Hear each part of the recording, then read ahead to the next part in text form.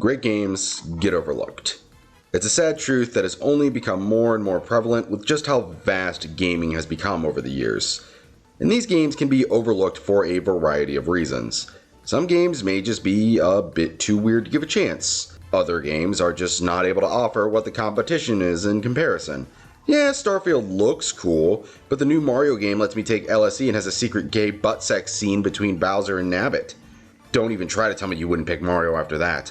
And for some games, they were sadly released far too late. And that is what happened to the topic of our discussion today, Final Fantasy IX.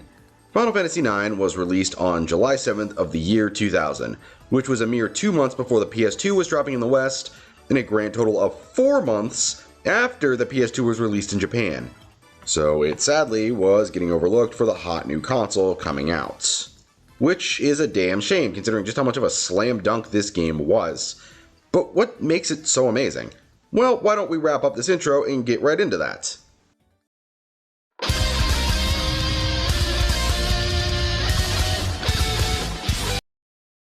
Alright, let's jump into this head first, shall we? First, let's get into the graphics. Now, for Final Fantasy IX, I was expecting the game to look a lot on the rougher side of things, really. Mainly due to a lot of PS1 games utilizing the high-end graphics of that age. And when you look back on that age, you can kind of see a lot more of the graphical cracks that were more noticeable in the first ever introduction to gaming history. But I gotta say, it's very impressive how a good portion of Final Fantasy IX still looks really nice. Mainly due to its art style. Unlike something like 8, which aimed for more realistic character models, or 7 that tried to... You know what, I'm gonna be honest, I don't even know what the hell 7 was aiming for in all honesty. 9 decides to aim for a more chibi-esque style for its models. I know there are people in this day and age who see chibi models and call it lazy, and to an extent I can kind of agree with them, but I'm also not really one of those people. Sure, when it's done wrong, it can look lazy and come across like corner cutting, but when it's done right, it gives an immense amount of charm to the world and models. And Final Fantasy IX lands strictly in the latter, as pretty much every model in the game holds up incredibly well. And while the cutscenes themselves struggle a bit to hold that same level of quality, they still look pretty good for the time, showing that even back in the PS1 era, Square understood how to push a system to its logical extreme in the best way possible. Alright, that's all I'm going to say about graphics. Let's move on to this game's combat. I actually really like it. It's got its issues, certainly, but there's a good portion of aspects I like about it. An example is the ability system. In Final Fantasy IX, instead of gaining skills as you level up, like in other RPGs, 9 has you gain abilities by mastering them through what weapons or pieces of armor you equip, and by fighting until the bar is completely filled. You gain the ability to permanently unlock and equip them once you've maxed out that set ability, and you equip them on the ability board section of the menu. For a good example of this in a modern day game, think of how Final Fantasy VII Remake does this, where equipping weapons and using them will get you abilities. Or if you want something else, think of something like Tales of Vesperia. It's very similar to both of those games, and I honestly love it.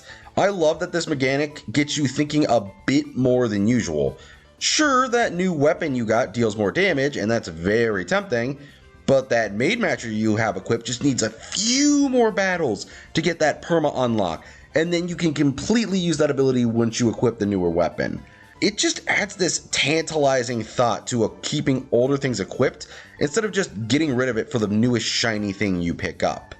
I also enjoy how each character has their own way of playing, whether it's Steiner being a good focus on physical attack, Vivi being black magic, Dagger's white magic summon mix, or Zidon's ability to steal from enemies. Everyone feels really fun to use. It's great. Of course, these characters are also accompanied by some really cool dungeons. One of my personal favorites was a castle that actually made you weaker if you had your strongest equipment on, meaning you had to rely on low-level equipment to make it through, which is a really fun idea that I hope more games try one day. Of course, like I've stated before, the gameplay isn't perfect, it's got some genuine issues, but we will get to that later. But now, let's get to what I think is the best part of this game, and that is its story and its characters. Now, when I saw the models of this game, I had assumed that this would be a pretty light-hearted adventure, but goddamn was I proven wrong while playing through it. This story changes from a simple story about kidnapping the princess of a country and stopping an evil queen to an apocalyptic battle with an entity that spans centuries of long-forgotten history. It is a genuine thrill ride from top to fucking bottom. This game alone, I think, has had more dark moments and pure death and destruction than most of the Final Fantasies I've played, which really helps elevate the story due to just how much of a threat it makes the villains out to be. For example, one of the most brutal moments in the entire game is when Queen Braum wipes out an entire village with a summon. This takes place after you're just fighting tooth and nail to get these people out of there. There's not really any joke whatsoever, there's no moments of maybe there being hope, nothing. You're just forced to watch as several people lose their home and possibly even several lives as well. It's devastating and really sticks with you throughout the game. The story also throws so many clever twists and turns that constantly keep you invested as you continue forward through it. Of course, this story wouldn't be half as good without an incredible cast of characters, and 9 delivers them in spades. Pretty much every character in the game goes through an incredible journey that fleshes them out as individuals and develops them in fascinating ways.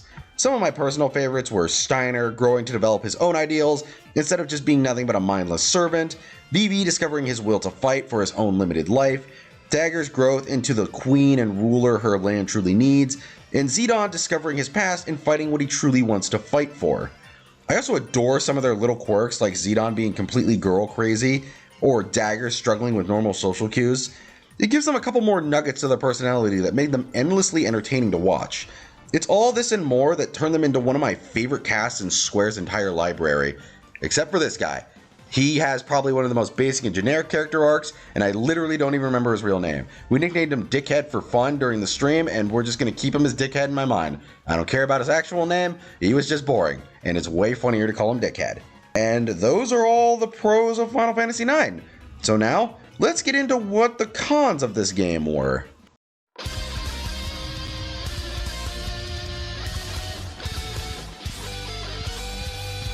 Alright, let's tackle this game's issues. Now, for this section, we're going to focus solely on gameplay, as I think that's what hurts this game the most. Now, first off, the combat. Now, I like turn-based combat a lot, and a lot of 9's turn-based combat works very well. But it's not really the combat that's the problem, but the speed of it. For some reason, 9 has some of the most insane levels of input delay I've ever seen. You could input a command to just attack the enemy, and it doesn't even feel like the game registers it until like a full minute later. As a result, it makes a lot of the fights just feel so dragged out and massive slogs, which is one of the main things that can kill a turn-based game. If the speed up option wasn't offered with this re-release I played, I probably would have lost my mind in boredom and just quit halfway through.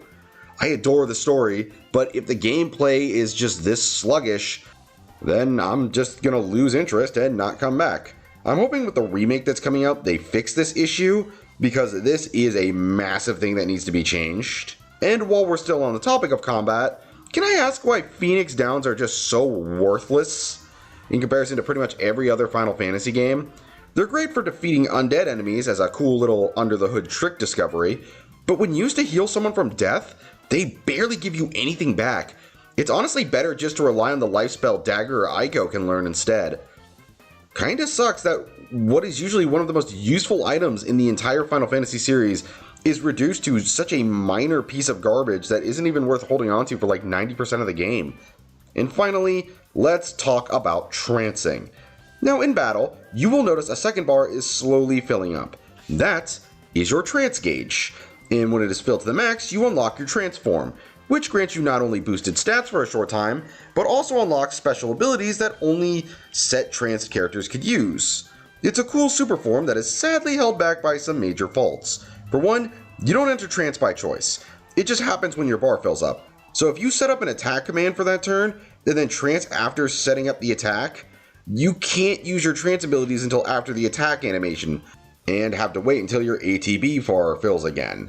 Which is stupid, in all honesty. It just feels very restrictive. And two, if you get trance, and then the battle ends immediately afterwards, you don't get to keep it. The next battle will start with your bar completely empty, and you have to refill it again, making you feel like you were completely cheaped out of a hard-earned super mode. As a result, it makes trances feel less impressive whenever you get them.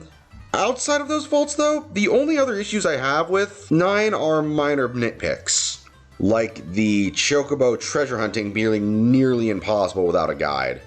God, if I didn't have my buddy Peyton with me during streams, I probably wouldn't have even finished it considering how goddamn confusing the whole thing is. Thank God for the homie coming in clutch. But really, I do hope in the remake they add something like a tracking thing you can unlock, as it would make the side quest far less of a chore. Final Fantasy IX has its weaknesses, certainly, but they don't cut away from this game's quality without a shadow of a doubt. It's kind of sad this game wasn't able to reach the levels of fame that 7 or 8 were able to obtain, but it is nice to see whoever has played it is constantly able to sing its praises. My final rating for this game is a very strong 8.5 out of 10. Thank you all so much for watching. If you enjoyed the video, do me a favor and hit that like and sub button down below. And with that done, have a lovely day, and I'll see y'all later for some more RPG content.